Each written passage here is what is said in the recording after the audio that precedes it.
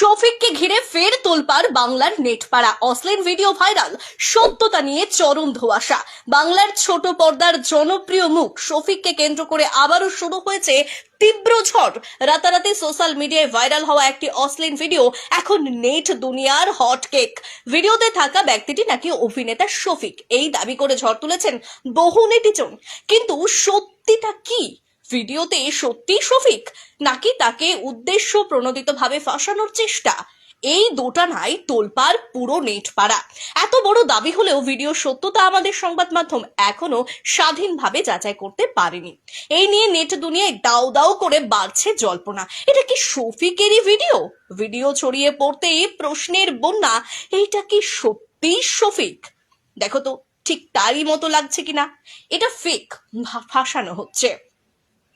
Facebook, Instagram, হোয়াটসঅ্যাপের মুহূর্তেই শুরু হয়েছে তর্ক, বিশ্লেষণ, ট্রোল এবং সমালোচনার ঢেউ। এক অংশের দাবি ভিডিওটি আপলোড করা হয়েছে পরিকল্পিতভাবে, উদ্দেশ্য শুধু অভিনেতাকেই দুর্নাম ছড়ানো। অন্যদিকে আরেক পক্ষ বলছে দেখে মনে হচ্ছে শফিকই আগেও বিতর্কের কেন্দ্রবিন্দুতে ছিলেন শফিক।